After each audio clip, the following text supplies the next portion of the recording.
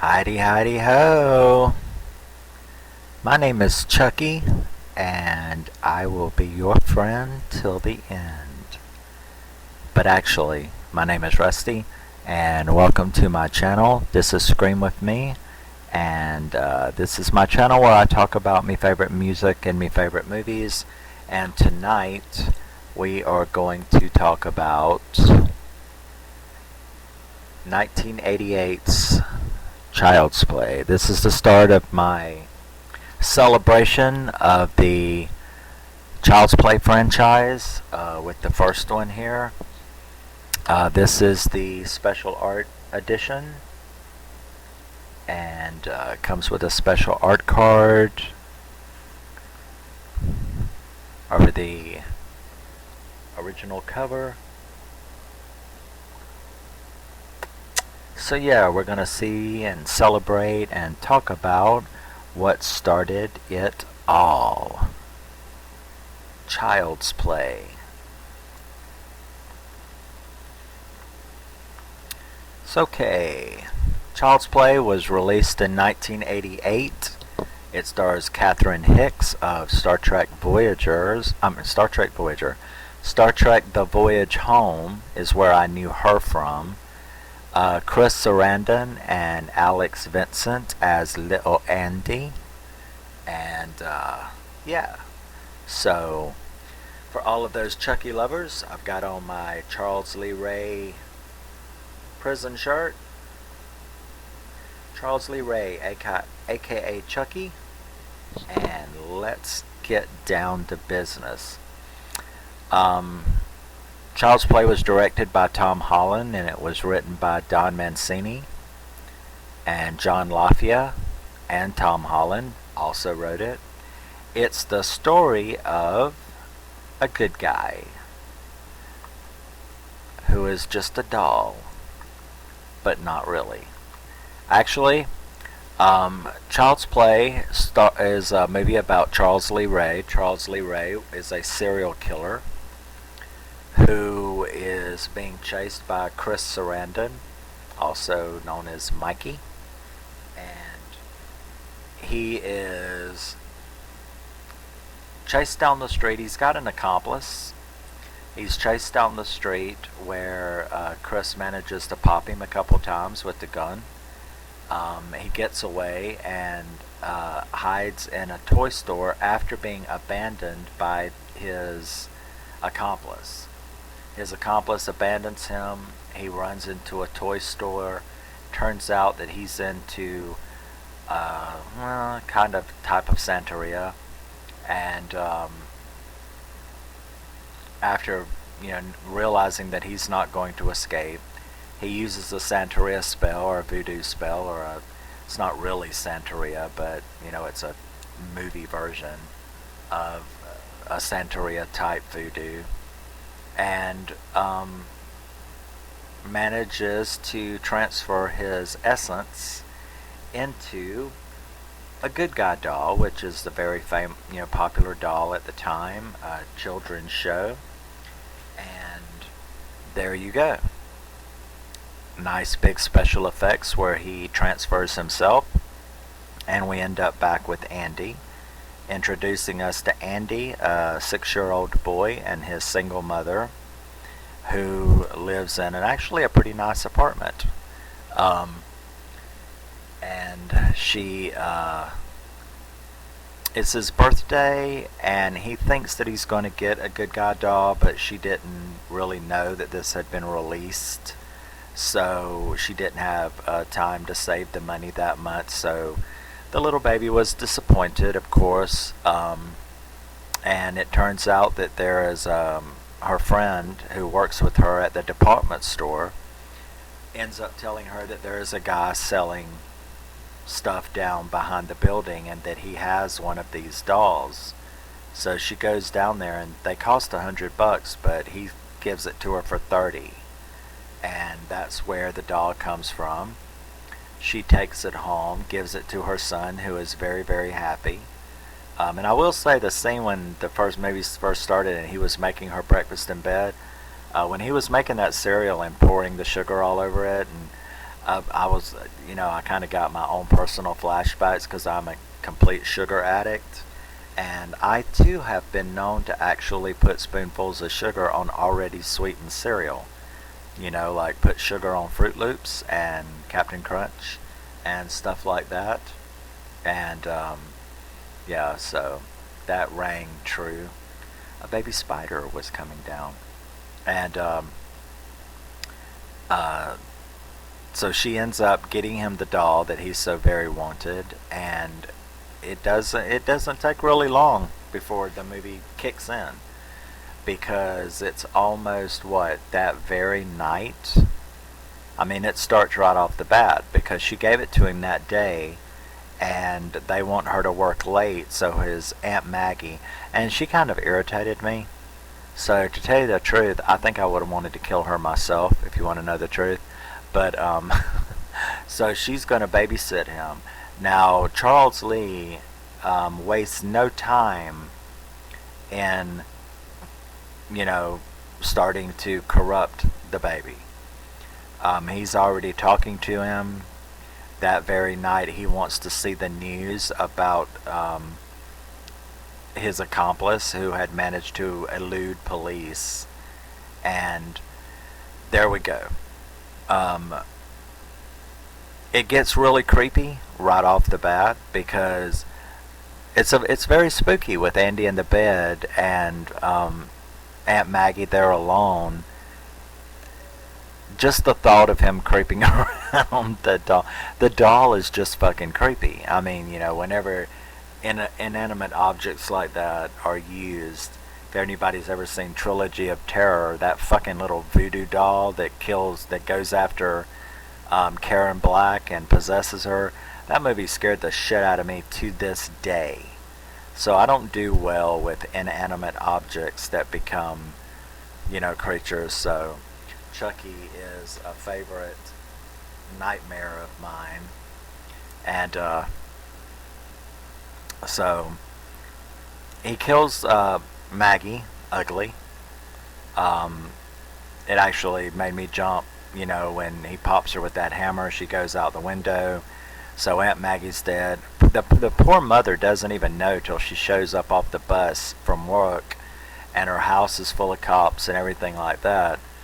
So the movie is really well paced. I mean, it keeps moving really fast, which is interesting. It works really well for this movie to move at such a pace.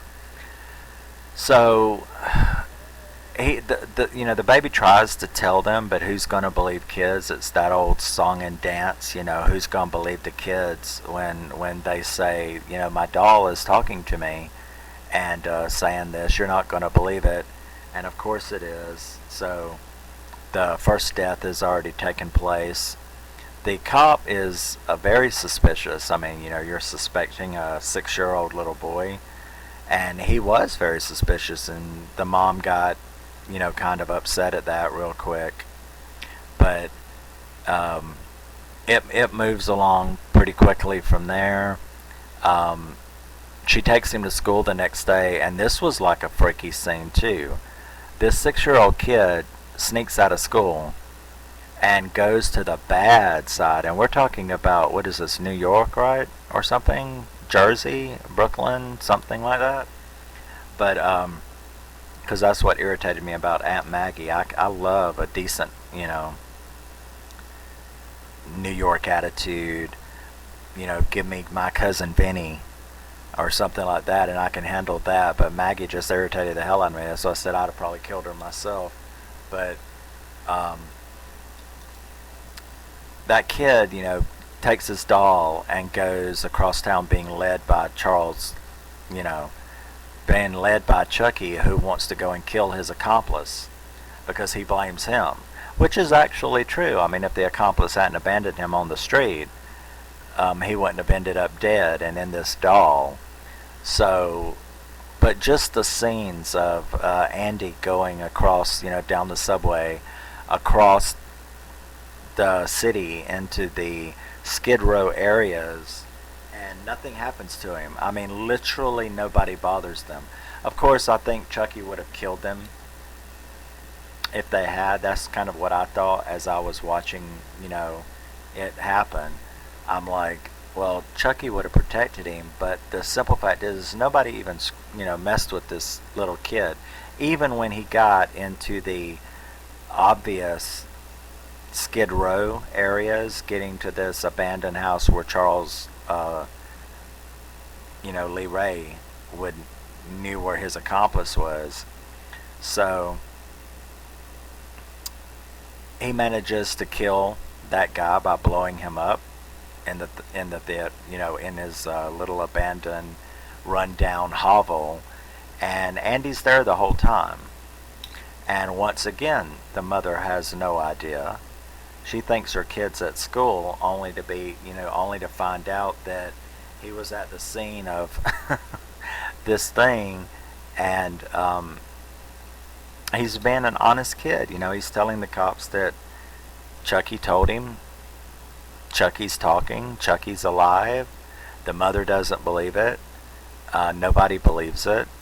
So they bring in a psychiatrist who puts the little kid away. He basically puts him in a little, mental institution for observation for a few days. Now this frustrates the mother, and she goes home, takes the doll, she takes Chucky, and this is where it really got scary, because that scene where you find out that Chucky's alive, or where she finds it out, because you already know it, but where she finds it out was when she discovers there's no batteries, when there's no batteries in the doll, and he turns around and she drops him on the floor. That's a scary scene. This movie is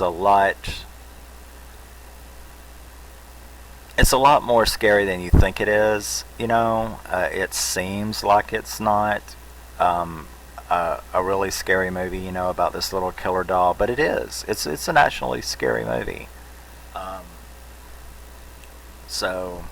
And then of course Brad Dourif is remarkable as the voice. So that is a scary scene. She goes and tries to find him. She goes to the detective, who of course doesn't believe her. This leads to one of the most funny, the most funny scene in the movie, in my opinion. There's not a whole lot of them, but this one is a really comedy break. And the cop doesn't believe her. And she's like, well, basically, fuck you, I'll go and look for the doll myself. So he he does kind of listen to her, a little bit. It kind of pings him back here, so he's going to go back to the station to look at the file and just check things out. But on the way there, he gets attacked by Chucky. This is an actually hilarious scene, because it starts off scary when he jumps out of the back seat and starts strangling him. That is real funny. But Mikey manages, and he's like cussing and, I'm going to kill you and all this kind of stuff. And he manages to burn him on the face with the cigarette lighter, and thinks he's out of the woods for a moment, and then Chucky starts stabbing through the seat. That turns into comedy gold, because the way he is jerking and jumping and moving while still trying to drive the car is hilarious. But then when the funny part is when he starts playing Save My Balls, because Chucky starts stabbing from under the seat and it's coming right up in his crotch, and the way he is pulling his butt up in the air and trying to keep his butt above the knife while Chucky is stabbing from underneath of that is hilarious. That is an hilarious scene. And then you have the big wreck. And now the cop believes him. Because Chucky is really scary when it comes right down to it. It doesn't look like it unless you really, when you're watching the movies, you realize that Chucky is actually a really scary character. So the next thing that they do is they try to locate they go to his apartment where they notice all of the voodoo.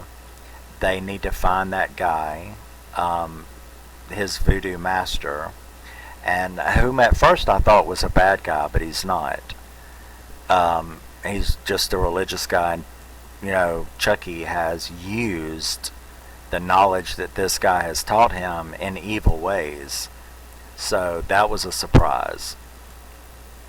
So they do find him, but Chucky finds him first and gets the secret, which is you can never leave that doll's body unless you perform the ritual to the first person that you revealed yourself to, which of course is Andy. So now Chucky really needs to get a hold of Andy, because he does not want to become, the longer he stays in that body, the more that body becomes his and becomes human and real. So he's got to get the hell out of that, because he don't want to live in that particular body, which I can understand. I mean, I doubt that doll is anatomically correct, and would you want to live as a Ken doll if you're a guy, or a Barbie doll if you're a girl? I mean, let's face it, I wouldn't want to. But he ends up, they get there before he dies, the voodoo guy dies, and he tells them, you got to protect the boy, don't let him say the chant and all that. And it gets real ugly, because Chucky has now went to the asylum to get Andy.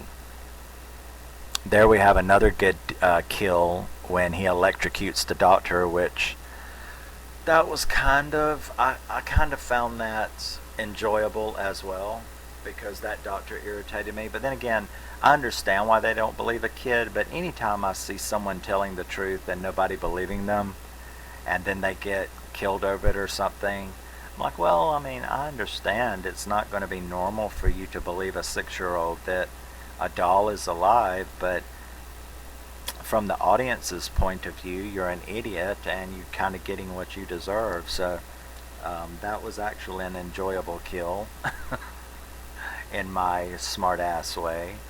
But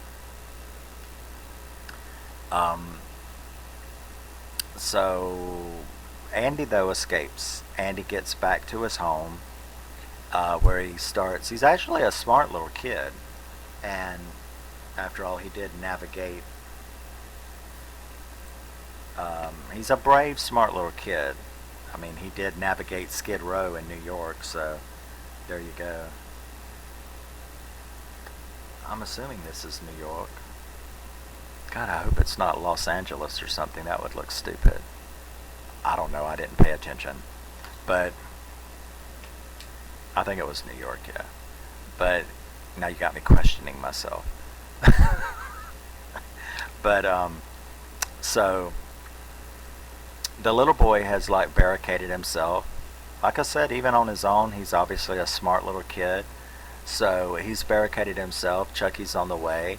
They know that Chucky's on the way, so everybody's going to converge there at the apartment.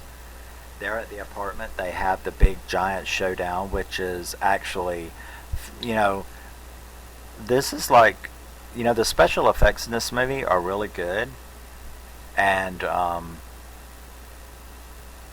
they're a hell of a lot better. I mean, I haven't watched this in a long time. I just finished it 45 minutes ago. And I haven't watched Child's Play in a long, long time. I just bought all of the Child's Play movies to do this franchise thing. So I hadn't seen it for quite a while. Many, many, many years.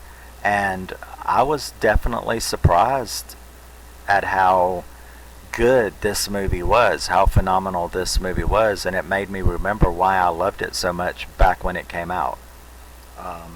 Because the special effects are excellent. When he opens his mouth and bites her multiple times, that's a scary motherfucker, okay? This doll is a scary motherfucker. Especially when he's, pissed off. And he's pissed off a lot in this movie. So the giant showdown takes place and they burn him and shoot him and all of this kind of stuff. And then finally, and that was the one part that I thought was a little sketchy. It's like, y'all have shot him like 20 times between you all, and that dude told you have to shoot him in the heart. How many fucking times do you have to shoot this little 2-foot doll to hit it in the chest? Shoot its head off, shoot its arms off, shoot its leg off, and you still can't manage to shoot it in the chest? I don't know if they just forgot or what, but in any event, they do finally manage. And then you've got Mr. Stash, and that's what I call him. That's Mikey's partner with that pimp stash. Oh my god. And he's kind of funny at that scene where he at the end, where he's like, hey, it's just a doll, and he's thumping it on his head, and of course Chucky comes out and starts choking him to death, where they then finally shoot him in the chest. And so that's a funny scene. The other funny scene is when he was going up the elevator, but then somebody got in it, that older couple, and they're like, oh look, somebody's left it.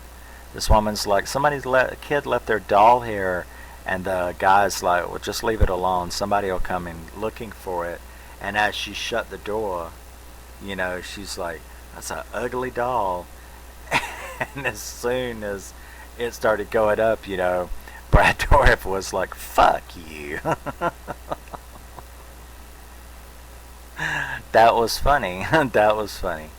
Brad Dourif is just, he is the epitome of this character.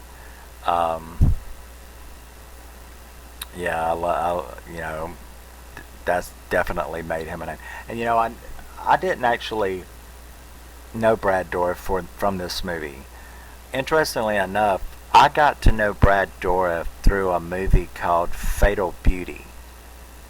He plays a drug dealer in a movie, a Whoopi Goldberg movie called Fatal Beauty, and that's the role of his that stuck in my head.